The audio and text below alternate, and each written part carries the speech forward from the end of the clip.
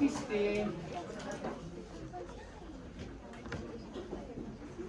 actualmente, hasta hace un tiempo el cáncer de cuello uterino en Perú era más prevalente, el que más aparecía en realidad, ¿no?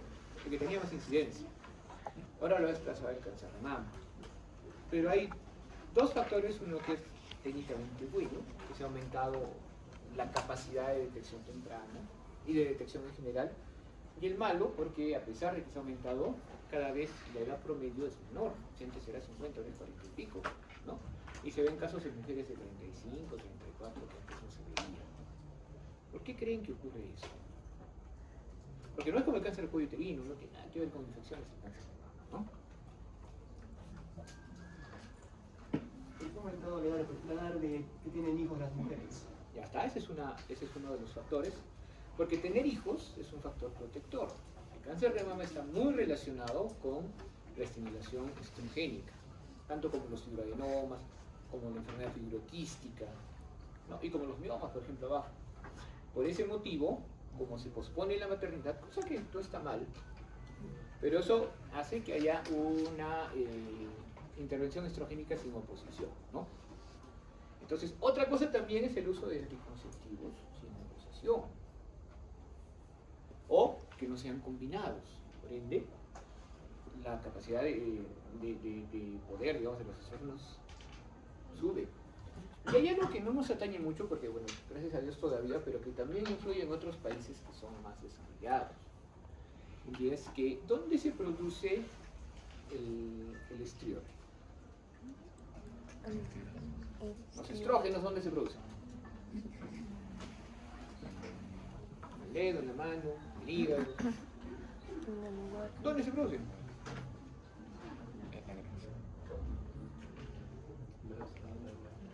Pero los estrógenos, como estriol, se producen de forma natural, en dos lugares. No tanto en la testosterona, también se producen en las gónadas, ovario, el testículo para la testosterona y en la suprarrenal. Sin embargo, la grasa puede producir estrona, ¿no? Que es un estrógeno débil, pero de características estrogénicas. Por ese momento el aumento de peso también está relacionado con un aumento de la incidencia de cáncer de mama, ¿no? Entonces, aumento de peso, no tener hijos, tal, el prototipo de una monjita, cáncer de mama, cáncer de endometrio. Y es por eso que lo vemos más, por eso es importante que lo vean. Y esto lo vamos a dedicar un poco a eso, porque en la mama puede haber muchas cosas. Aquí no existe la especialidad como tal, pero existe en otros lados una especialidad llamada mastología, que se encarga solamente de ver todos los temas de la mama, las mastitis, los quistes, grasos, las necrosis, obviamente el cáncer, los tumores benignos, todo lo relacionado con el tema de implantes, estético también, etcétera, etcétera, ¿no? Eso no existe aquí, pero podemos englobar todas las enfermedades de la mama. Lo que más vamos a ver nosotros, más se les va a pedir a ustedes como médicos en el primer nivel de atención, o médicos que es mi amigo, que es mi familiar, que es mi enamorado, porque eso también va a venir, porque alguien va a venir y decir, no, ¿sabes qué? Tengo un amigo, una amiga que tiene esto y lo otro. Y la principal preocupación va a ser descartar un tumor, ¿no? Entonces, para eso tenemos que saber más o menos qué es lo que vamos a encontrar ahí. Entonces, la mama es una glándula modificada, ¿no? Está por dentro, por fuera del pectoral mayor, está en la pared torácica y ocupa más o menos desde el segundo al sexto espacio intercostal y obviamente las zonas costales, ¿no? Ahora, esto es relativo porque eso depende del volumen. Cuando el volumen es mayor será un poco más y cuando sea menor pues será un poco menos. Sin contar que, vamos a llegar a eso ahorita, en la mama está englobada dentro de aponeurosis, ¿ya? Pues hay una fascia premamaria, una fascia retromamaria, que están dependiendo obviamente del pectoral mayor, y es por eso que la mastectomía, la remoción total de la mama, no es complicada. Y si la haces bien, la cantidad de sangrado, que están sacando un órgano prácticamente, es baja. Puede ser 200 centímetros cúbicos. Más complicado es sacar un cuadrante. Más complicado es sacar un tumor, nada más. ¿Ya? ¿Qué hace complicada esa operación de la mastectomía? Que por definición, o sea, hablar de mastectomía por definición es sacar también los ganglios linfáticos axilares. ¿Ya? Y solo cuando tú especificas que la mastectomía es simple, es que no estás sacando los ganglios. ¿Ya? Es una mastectomía simple, con conservación de piel, por ejemplo, también especificas que no estás sacando la piel. ¿Y qué estamos sacando? Un órgano que, si quitamos todo esto, vamos a ver una especie de florcita que está formado por unos 15 a 20 lóbulos. Y todos desembocan en el conducto del lactóforo, una cosa más o menos así, ¿no? Estas unidades lobulillares tienen en su interior más conductos y al final las unidades acinares, ¿no? Y estos conductos tienen una característica especial. Son células mioepiteliales. ¿Ya? ¿Qué significa eso? Que sí, se relacionan con el epitelio, pero tienen capacidad de contracción. Y esa contracción está dada por la estimulación, ¿no? Generalmente por la estimulación del pezón, u otros factores como por ejemplo el frío. Eso también puede conducir a la contracción. Y la contracción va a hacer que la leche, ¿no?, que se produce con una secreción, si no recuerdo, ocrina, urocrina, no recuerdo bien eso, pero la leche va a salir por los conductillos, ¿no?, a varios agujeros que están en el pezón. No es uno, sino son varios, y cada uno tiene una dilatación llamada el seno galactóforo. De modo que cuando el niño succiona, puede salir una buena cantidad de leche. Ahora, el hecho de que ocurra esto significa que esta zona pues es una zona adecuada. Si estamos viendo aquí, estamos viendo que igual está representando el parénquima, pero también hay bastante grasa alrededor, ¿no? Incluso podemos hablar que hay una grasa premamaria y una grasa retromamaria. Y entre las dos hojas de la fascia de la mama hay varios tabiques, ¿no?, que al final se insertan en la piel y que se van a llamar los ligamentos sepulcrales. Por si acaso, por anisotropía, en la ecografía se puede hablar sobre la anisotropía, la reflexión de estos tabiques va a dar lugar a sombras. Entonces, cuando vemos una sombra por ahí, muchas veces es un ligamento de acuerdo. Y todos se relacionan con la piel. Pues básicamente esa es la estructura de la mama. Y esa estructura, así como es en un órgano pequeño, sí es reproducible. Lo único malo es que la forma de reproducción de esta anatomía es de difícil interpretación. En realidad la mama, por ser grasa, ¿ya?, tiene dos densidades básicamente. Tiene grasa y tiene densidad de agua. Entonces, con un aparato de rayos X de baja energía, podemos obtener buenas imágenes. Y como les pregunté en el examen, uno de estos exámenes con relación a rayos X, si nuestro receptor está pegado al objeto que nosotros queremos ver, entonces la imagen es más nítida. Entonces, acá ponemos la mama y acá bajamos el compresor. Entonces la mama se comprime, se extiende y nos da una mucho mejor imagen. ¿Y por qué me interesa eso? Me interesa porque no solo quiero ver ahora densidades de agua y densidades de grasa. Me interesa porque quiero ver densidades de hueso. Las calcificaciones, si bien es cierto muchas son benignas, se relacionan en buena medida con tumores tempranos, ¿no? Y eso es importante para el tamizaje. O sea, la idea del tamizaje es ver lesiones que no son palpables, que pueden estar incluso dentro de los conductos. ¿Han visto cómo son los conductos? Cuando la lesión está dentro de los conductos es muy proclive a tener calcificaciones, por ejemplo, ¿no?, que son de tipo multiforme, ¿no?, como una hilera. Entonces, este aparato, el mamógrafo, que están viendo que tiene un receptor, que está en esta zona, está con el compresor, que acá está el rayo, ¿no?, bueno, el tubo, que tiene que ser con un ánodo de molibdeno, que en la parte de atrás tiene que haber un chasis con tiras raras sí o sí, tiene que haber, si es que usamos placa, una placa solo con emulsión por un solo lado. Te da unas vistas muy buenas de la mama, siempre y cuando la sepas interpretar, ¿no? Ahora, hay muchas formas de utilizarlo, pero para tamizaje, porque para diagnóstico es otra cosa, ¿el tamizaje qué es? Básicamente, detección temprana. O seleccionar, ya me quiero detener un ratito, hacer un tamizaje, seleccionar dentro de una gran población un examen que nos permita aplicar otros exámenes, ¿no? Como el ELISA. El ELISA sale positivo de los que tengan VIH. Vamos a tomar una prueba confirmatoria que no tomaríamos aquí. Las características de un examen de tamizaje que tiene que tener una gran sensibilidad. La especificidad se la podemos dejar al examen que viene después, que tiene que tener un costo asequible, que puede tomarse gran cantidad de la población y que no debería generar estrés. Y ahí está el problema de la mamografía. Muy bien, entonces la mamografía sí tiene una gran sensibilidad, así nada más tiene 80, si utilizamos mamografías, por ejemplo, de alta resolución o digitales, aumenta más de 80, si utilizamos con contraste, aumenta más de 90. Si usamos tomosíntesis, aumenta hasta 100. El único problema es que no es sensible para clasificaciones. ¿Ya? Entonces, para diagnóstico hay un montón de cosas que podemos hacer, pero para tamizaje solo son 2 proyecciones importantes las que vamos a tener. Y si necesitamos más, se pueden pedir. La cráneo-caudal, que significa que la mama se pone acá, la aplastamos, y la lateral medio oblicua, o digo media lateral oblicua, que la mama la ponemos acá y la aplastamos así. Y tomamos la incidencia. ¿Ok? ¿Y qué vamos a obtener? Esto. 2 imágenes, y esta es una buena resolución de mamografía, en la cual es claramente visible la densidad de grasa, ¿no? Y todo lo demás que ven son densidades de agua. Si son densidades de agua, ¿qué pueden ser? 3 cosas que tienen que decir. Vasos, parénquima mamario, ¿y algo más?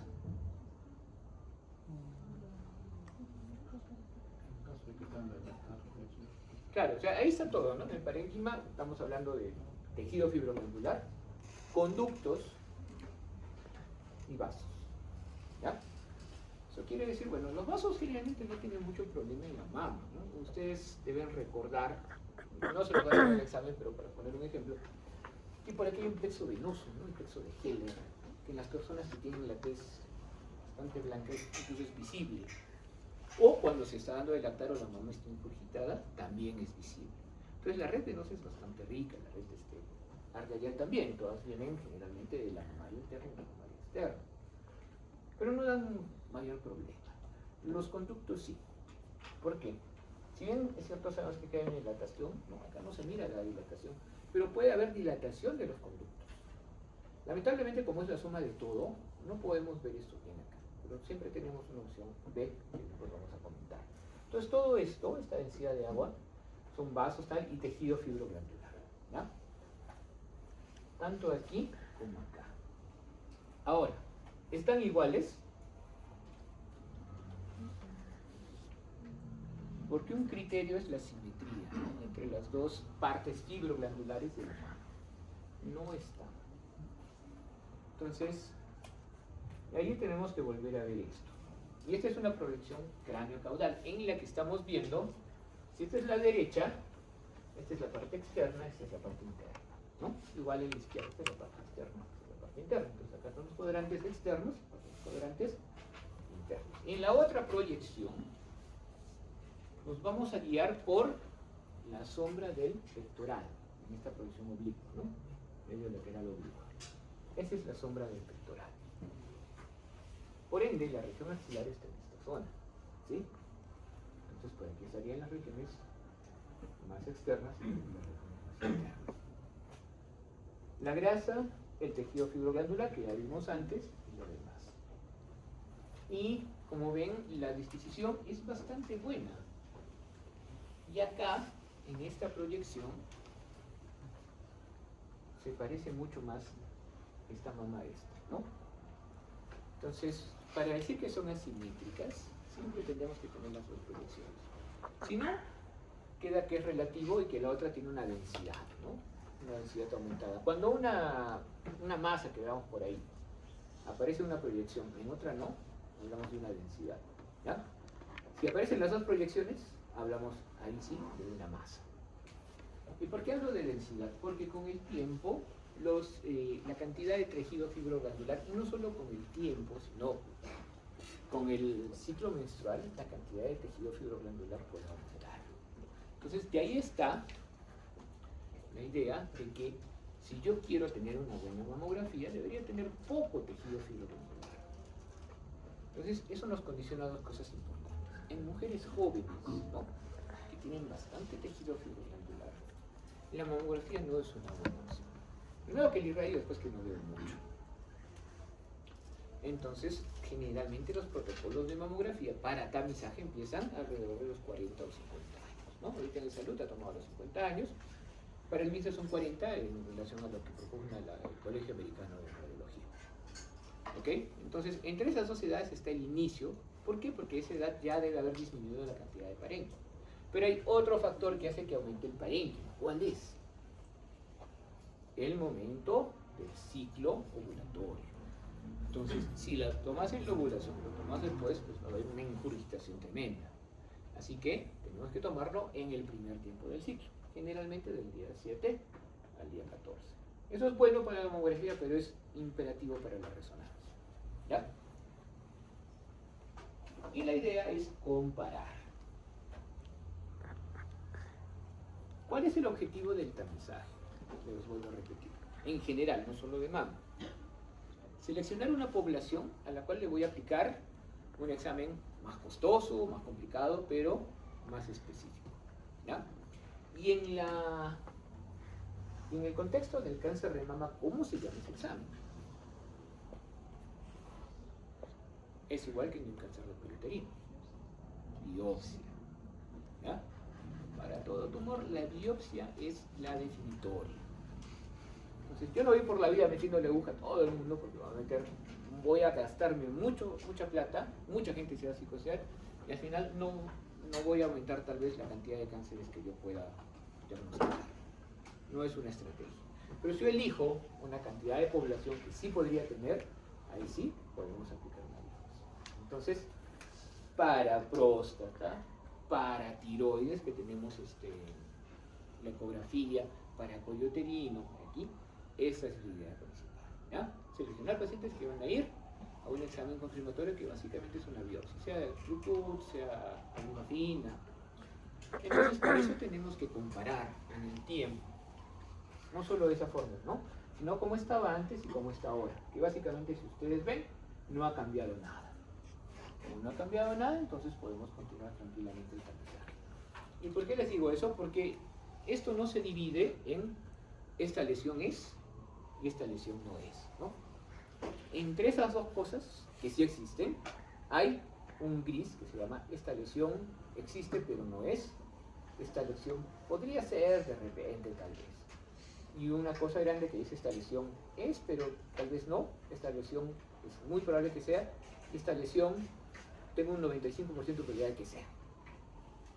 Y la idea es jugar con esas partes para hacer definitorias. Por ejemplo, el BIRATS 4C, que es básicamente una lesión de aproximadamente 90-95% de probabilidad de que sea cáncer, mejor la lleva una biopsia. En cambio, el BIRATS 3, que es una lesión que tiene una probabilidad menor del 2%, mejor lo observo.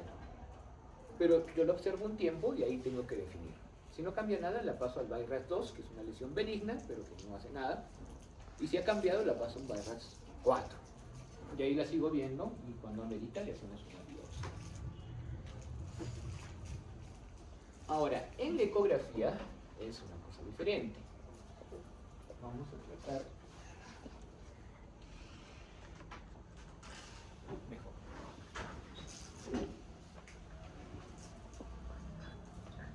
Si han visto las imágenes de la anatomía, me pueden decir qué es esto. ¿Esto qué es? Lo.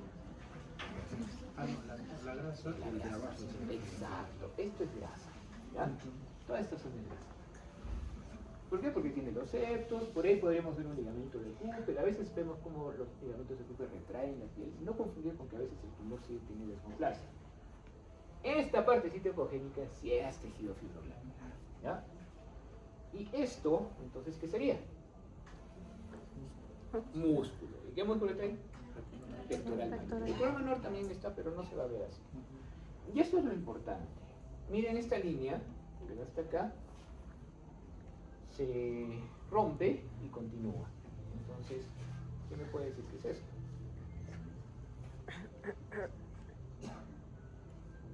¿Qué hay después del pectoral? Después del pectoral está la pared costal. La pared costal está definida por costillas y los músculos intercostales. Son iguales que este, pero más finitos. ¿Y debajo qué tenemos? el pulmón.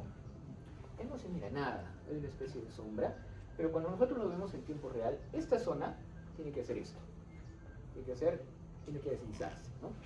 El sliding que hace esto nos indica que eso es el pulmón, y la línea que rompe y que hace una sombra acústica posterior obviamente es hueso y es una costilla.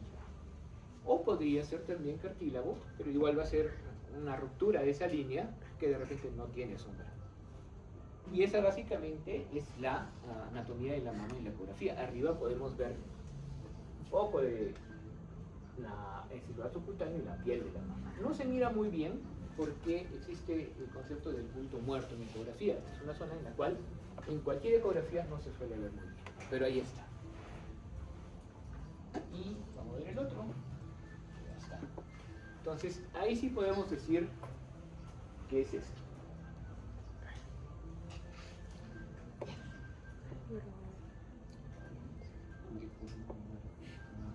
Está básicamente lo mismo. Esto es grasa, ¿no?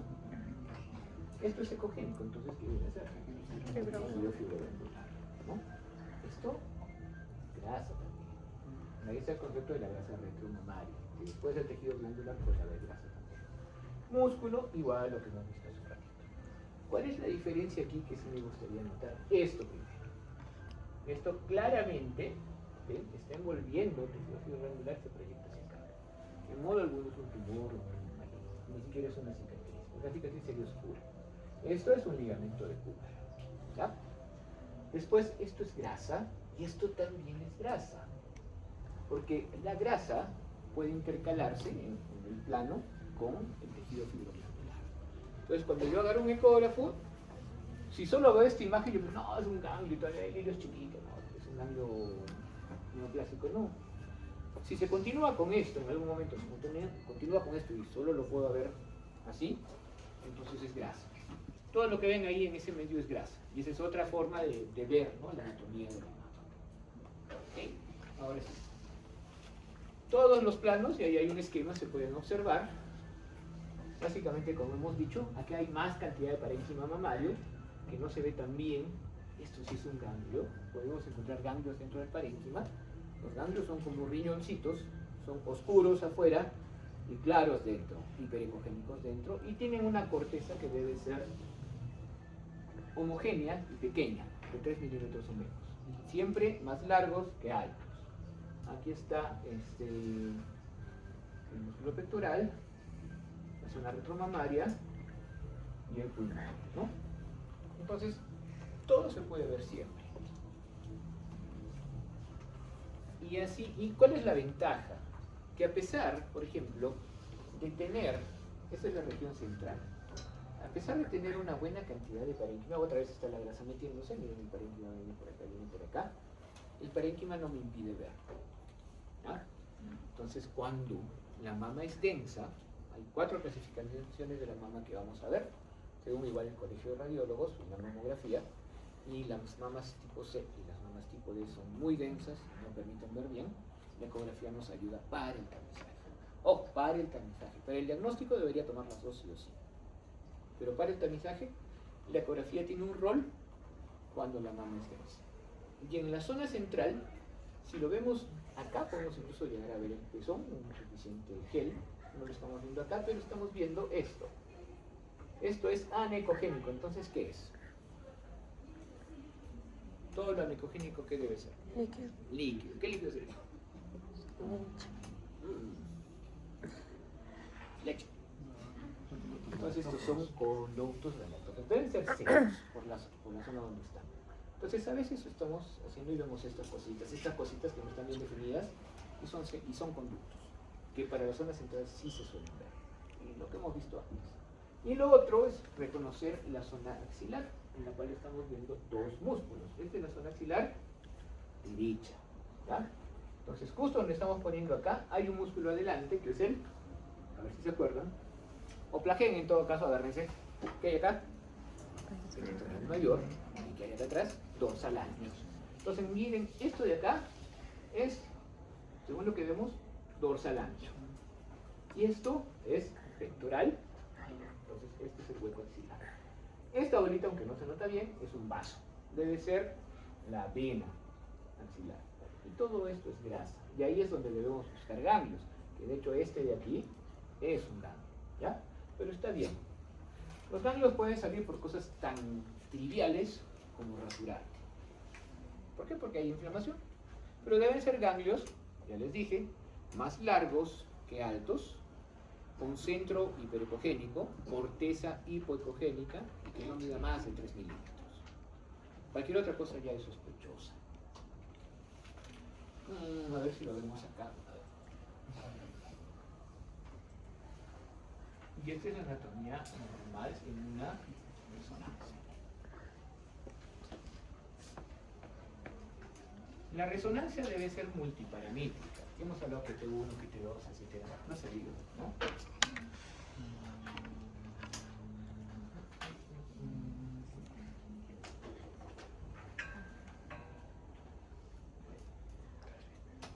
Bueno, ya está.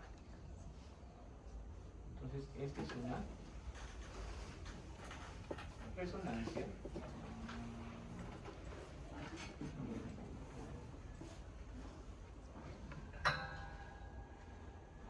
En la cual claramente están visibles los vasos, ¿no?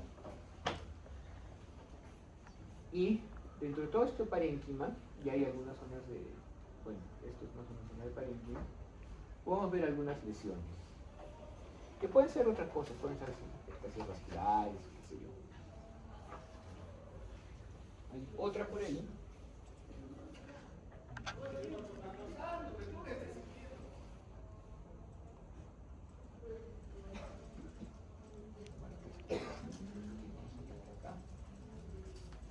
Esta es otra proyección en la cual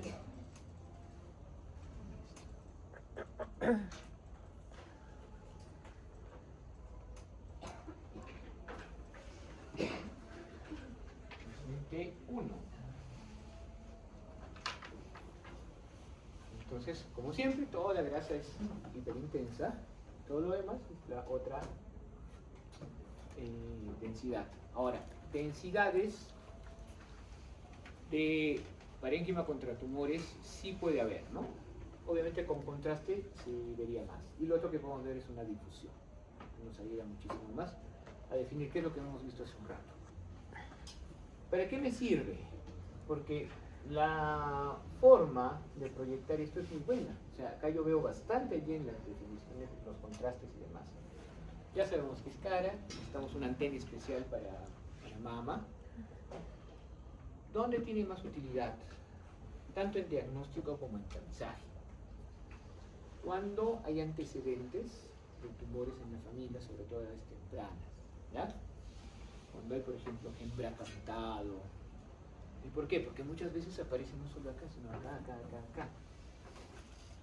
La posibilidad de que una persona con un BRCA mutado, sobre todo el tipo 1, tenga cáncer de mama en algún momento de su vida es de 80 a 100%. ¿Ya? Por eso Angelina Jolie se quitó las dos, porque ella sabía que no iba a haber.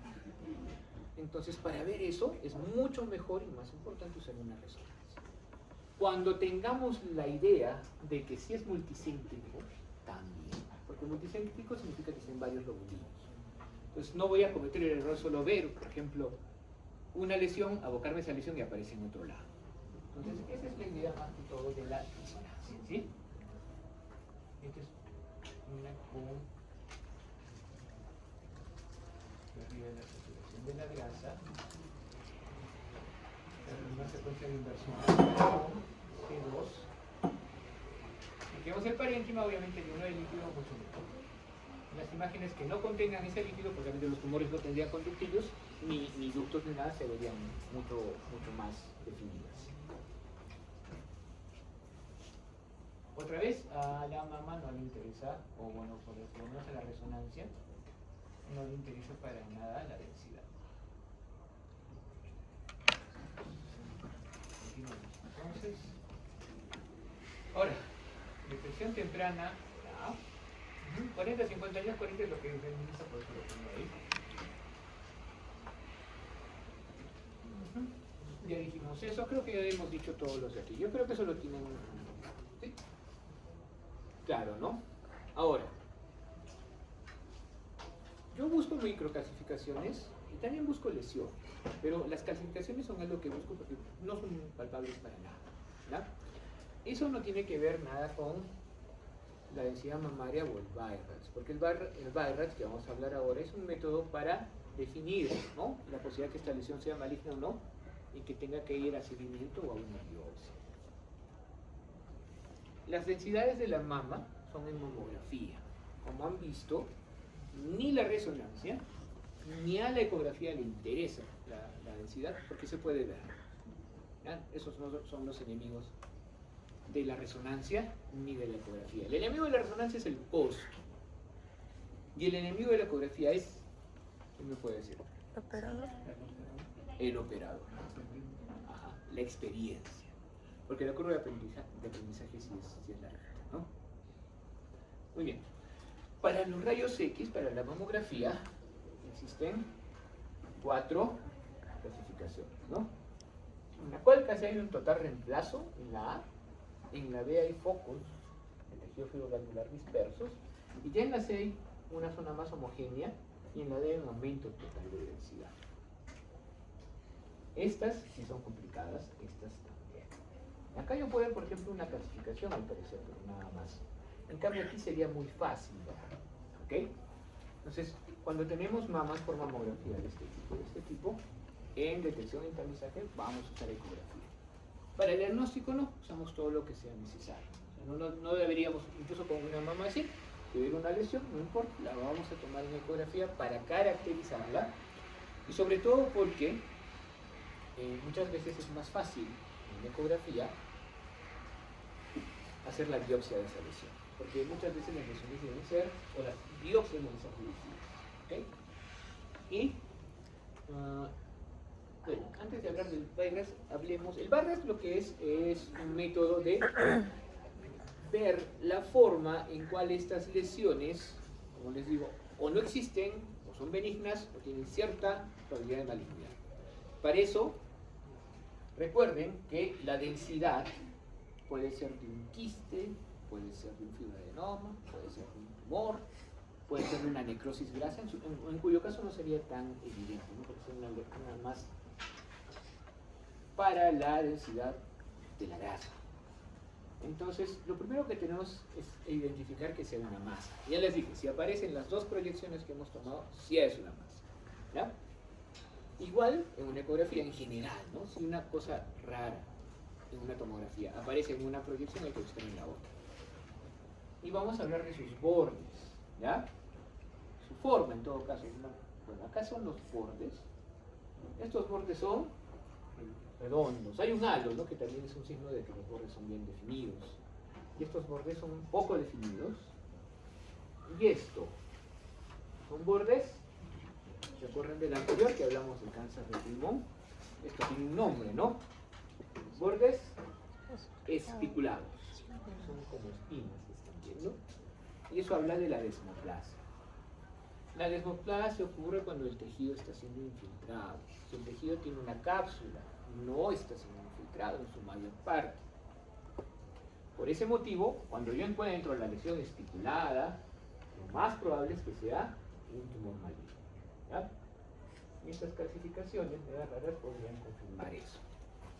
Entonces hay que ver los bordes, hay que ver la forma, porque la forma redondeada es muy sugerente de quistes, por ejemplo. La forma ovalada sería muy sugerente de fibroadenomas. Una forma irregular ya puede ser otras cosas. El tamaño, la localización también es importante. Y así describimos una lesión que después le podemos asignar cierto grado de, por así decirlo, peligrosidad y una clasificación BIRADS. Lo que queremos ver son calcificaciones. Entonces, calcificaciones que se pueden ver bien en una mamografía digital, en una mamografía con contraste, las podemos clasificar en las que son claramente benignas y las que pueden tener sospecha de malignidad, ¿ya? Y las que son claramente benignas son, por ejemplo, las que son centroradiolucentes, las que son como cáscara de huevo, que indica que esta lesión, que puede ser un fibroadenoma, se ha estado calcificando, y que ahora se llaman todas en anillo, y las redondas, sobre todo si son grandes. Si son puntos o redondas grandes, parecen estar bien. En cambio, las sospechosas son, en primer lugar, heterogéneas o amorfas, que no tienen una forma bien definida, o estas, que son pleomórficas, obviamente hay varias formas, pero finas, o las que son intraductales o las que tienen un patrón, ¿no? Como estas de acá. Lo van a ver mejor en su diapositiva que está ahí. Hay clasificaciones puntiformes y cada una significa algo. Por ejemplo, en este caso, hablemos de estas porque son las que más nos... Si siguen un patrón de puntitos, significa que han aparecido dentro de un ducto. Y eso se relaciona con un carcinoma intraductal, ¿no? Como así. El carcinoma ha crecido, el carcinoma va a crecer ahí y va a tener que ser alimentado a través de difusión, porque dentro del ducto no tenemos vasos. Y por definición, un carcinoma ductal no pasa la membrana, ¿no?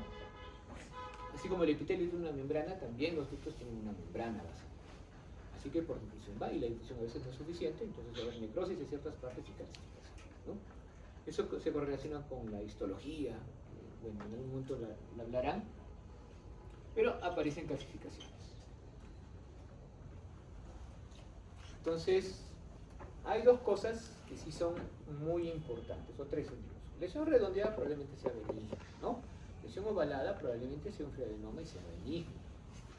Lesión espiculada debe ser maligna. Y calcificaciones puntiformes deben ser malignas, pero de un carcinoma in situ, que también se tiene que asignar un rango elevado. Y el BI-RADS mamográfico es básicamente BI-RADS 1, que no tiene ninguna lesión, ninguna en general, lo pueden ver ahí. La mama puede ser asimétrica, pero es que son dos proyecciones diferentes de la misma mama, ¿ya? Estas clasificaciones no entran al juego porque son pequeñas. ¿Esta proyección cómo se llama? Oblicua. ¿Por qué es oblicua? ¿Cómo la puedes distinguir? ¿Ya? Ojo con eso. Si veo de esa forma el pectoral, esto es la oblicua, ¿ya? La medio lateral oblicua. Y si veo poco pectoral o no lo veo, porque lo veo poquito, entonces es la cráneo caudal, ¿ya? Ahí no hay mucho problema. En BI-RADS 2 son lesiones benignas, pero que no conllevan realmente ningún problema oncológico, no tienen riesgo de malignidad, ¿ya? En este caso, a ver, buscamos una lesión, la única lesión que vemos en esta mama que podríamos categorizar como ¿qué densidad? A, B, C o D.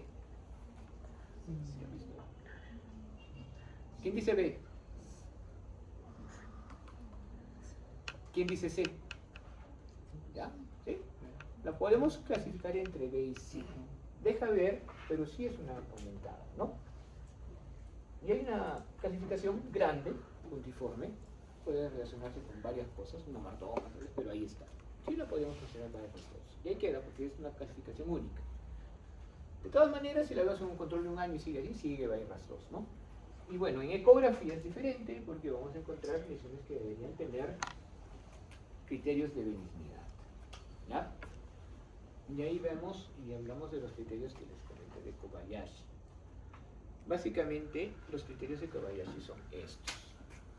Bordes definidos, no importa que sean lobulados, eso le da un poquito de... pero definidos, el diámetro longitudinal mayor que el anterior posterior y sin tener sombra posterior, ¿ya? Son criterios fáciles y todos se relacionan con la biología del cáncer. Entonces, eso acá no tiene los criterios de Kobayashi, así que lo más probable es que sea un fibroadenoma. Los fibroadenomas no solo son ovalados, pueden ser lobuladitos, como en este caso. Y esto, que tiene un poquito de refuerzo posterior, en esta zona debería ser un... No, tiene refuerzo posterior. Eso significa que lo más probable es que sea líquido. Entonces sería un quiste, y es redondo, ¿no? Ya, y si me ponen quiste a secas, les pongo cero. ¿Es un quiste? Mamá. No, güey. Los quistes, donde sea, los podemos clasificar en simples y complejos. ¿Ese es un quiste? Simple. Simple, ya está. Y eso también es un BI-RAS3. El BI-RAS3 tiene un riesgo de malignidad ya, pero es poco, es como del 2%. Y lo ideal sería que o definamos que es más maligno o que no es maligno. Entonces se hace un seguimiento que generalmente va a los 6 meses, a los 12, a los 18, hasta los 24. Pero ya para el año deberíamos tener una idea. Entonces les pongo este ejemplo. Aquí está la lesión.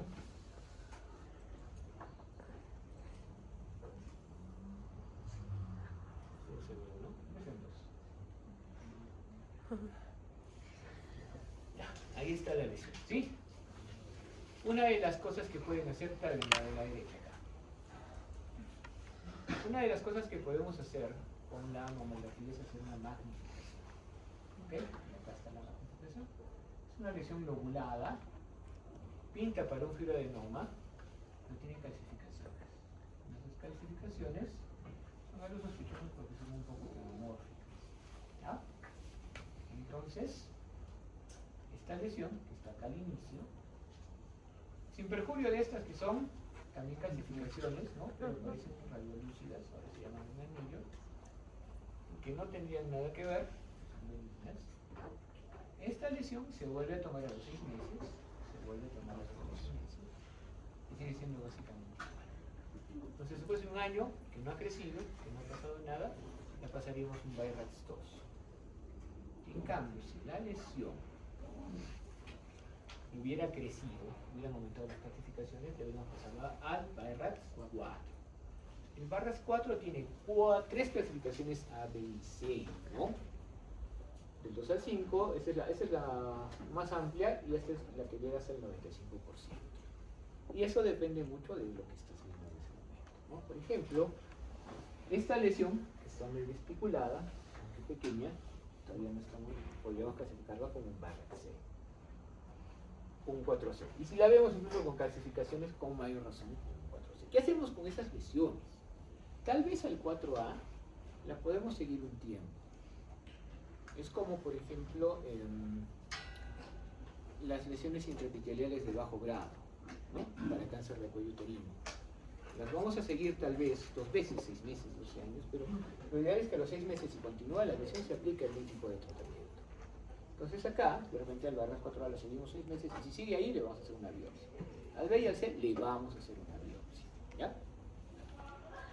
Y con mayor razón el BI-RADS5, en cual la posibilidad es mayor del 95%, o sea que está cantado que es un cáncer.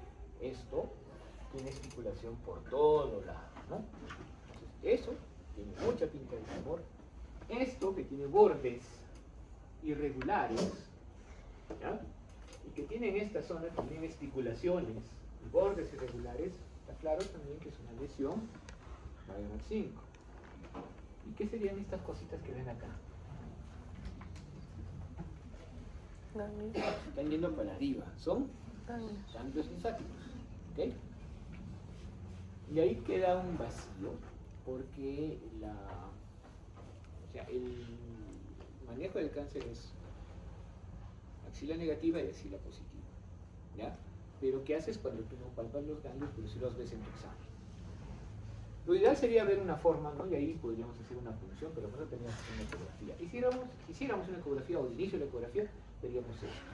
Me imagino que la lesión la pueden ver, ¿no?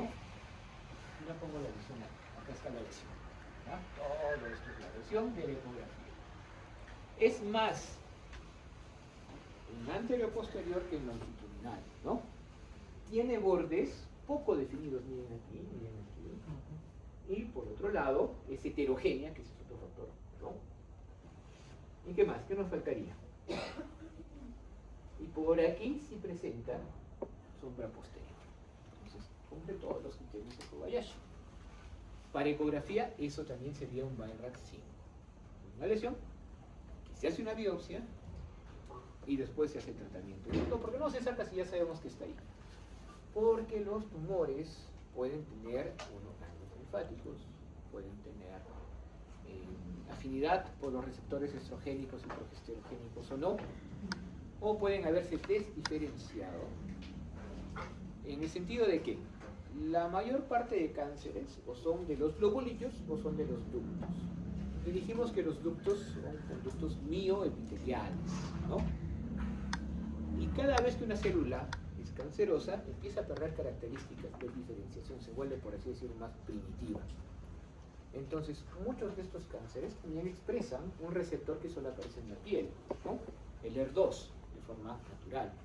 Y el que yo sepa de inicio, antes del tratamiento, si tiene ER2 positivo, si tiene receptores estrogénicos positivos, el progesterona positivo, su grado nuclear y todas esas cosas, me ayuda a plantear el tratamiento. Muchas veces, o pocas veces, mejor dicho, lo más conveniente es operar de frente. Y eso nos ayuda mucho a plantear el tratamiento, ¿no? Que primero en quimioterapia o terapia biológica y después en la operación, o de frente vamos a la operación. Y el BI-RADS6 es la imagen de una lesión que ya tiene biopsia y que está confirmada. Lo mismo acá, miren, bordes poco definidos, heterogéneas, especulaciones y una sombra posterior grande. Cumple todos los criterios de Kobayashi. Y acá otro tanto, ¿no? Porque esta es la lesión, incluso tiene su calcificación adentro en las dos proyecciones. Entonces, eso es un BI-RADS6. Ahora, algunas lesiones más o menos características, los fibroadenomas.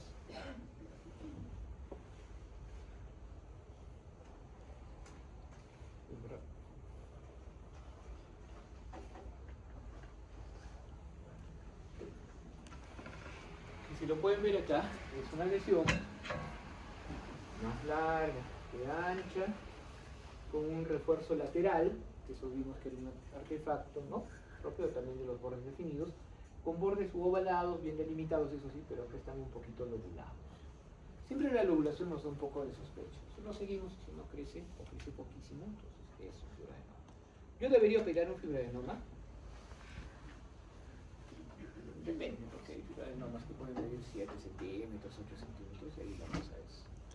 Y ese es un tema tanto funcional en el sentido de que póngase en el caso de que esta persona con un fibroadenoma de 7 centímetros se embaraza, da luz, se debe querer lactar con una cosa que no se va a poder. Pero el otro caso también es un tema estético. Y no es fácil, porque nos han tocado casos, por ejemplo, de chicas, 22, 23 años, que bueno, no tenían mucho tejido mamario y encima tenían un fibroadenoma. Entonces, si tú lo sacas, una queda así y la otra queda casi nada, porque está sacando todo lo que era mama en ese momento. Entonces es un tema estético también. Por eso muchas cirugías ya son oncoplásticas, ¿no? O sea, no atienden solamente a sacar el tumor, sino a conseguir el mejor resultado estético posible. Ya, un fibroadenoma sí es un BI-RADS2. ¿Sabes qué es fibroadenoma? No le vas a hacer nada más. Un fibroadenoma de bordes lobulados ahora. Sigue siendo un coecogénico, homogéneo, pero tiene estos lóbulos. Sigue siendo BI-RADS2. ¿No? La lobulación no es un criterio para mandarlo a otro lado, ¿no? Un quiste casi simple. ¿Por qué no es simple? Por esto, ¿no? Por estas configuraciones. Pero muchas veces son quistes hemorrágicos. Y los quistes hemorrágicos van a tener una organización que va a cambiar con el tiempo. Y ese cambio se ve tanto en la ecografía, como en la resonancia, como en la tomografía. Obviamente lo estamos viendo acá. Y tiene todos los demás criterios. Es bien delimitado, tiene bordes bien delimitados, tiene refuerzos posteriores, aunque es un quiste. Y si tiene calcificaciones, por ejemplo, las vamos a encontrar aquí, conocidas como la leche cálcica, que también ocurre en el riñón, ¿no? Son puntitos hiperecogénicos que si uno mueve, pero se van a mover un poquito. Y eso también es un BI-RADS2. La ectasia ductal. La ectasia ductal es eso. Entonces, ven como una salchicha. Los ductos se suelen ver, ahora se están viendo mucho más grandes.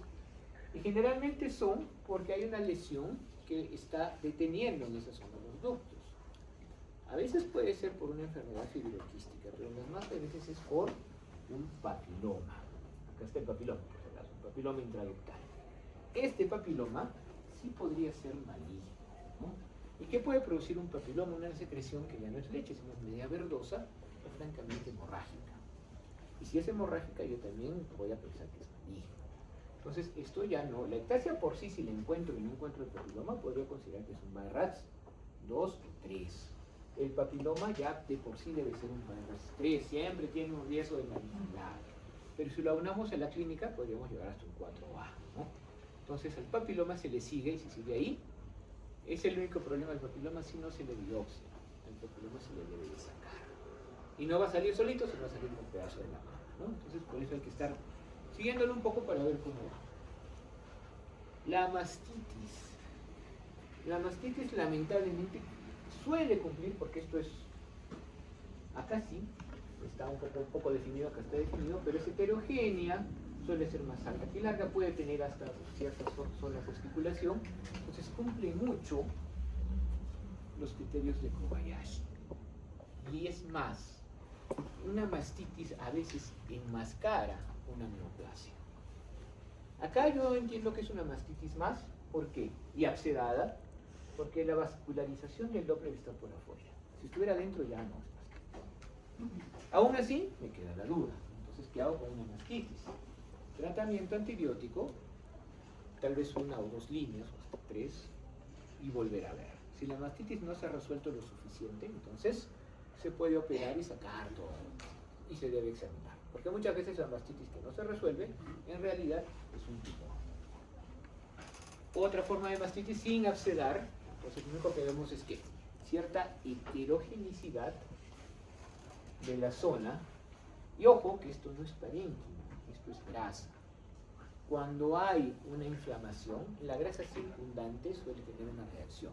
En la ecografía se ve como hiperecogenicidad. Esto pasa aquí, pasa en el abdomen con la apendicitis, pasa en cualquier lugar que tenga grasa e inflamación. Y en la axila lo que vamos a buscar es adenopatías. Ya vimos un ganglio más o menos chiquito, acá vemos un ganglio la más grande. Este ganglio que estamos viendo tiene un hilio que está bien, es más largo que ancho, está bien, pero en esta zona hay demasiada corteza. Primero que debe ser homogéneo, ¿no? En su espesor, y no lo es. Y segundo, que tiene más de 3 milímetros.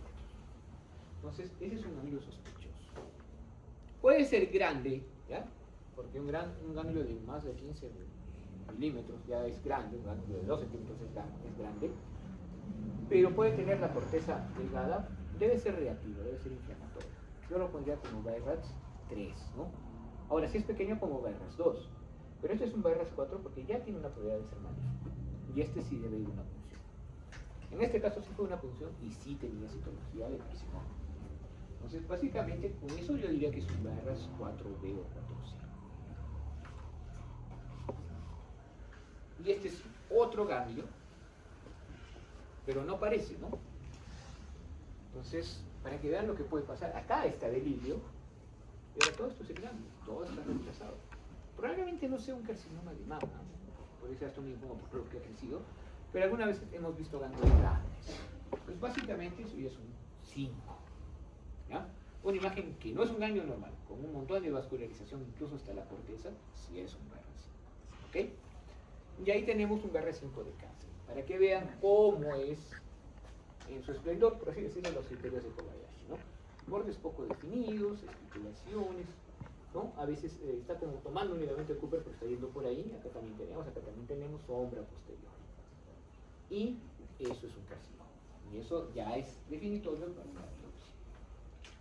Eso es básicamente el contenido de ahora, chicos, porque, como les digo, hay muchas más cosas que la necrosigrasa, que los quistes, pero la idea es que reconozcamos la potencialidad de las lesiones pueden ser malignas para hacer lo apropiado. ¿Qué es lo apropiado? Si ustedes no son los oncólogos, lo apropiado es derivar, ¿ya? Pero yo no derivo lo que no sé. Por eso es importante reconocer eso. Ok, chicos,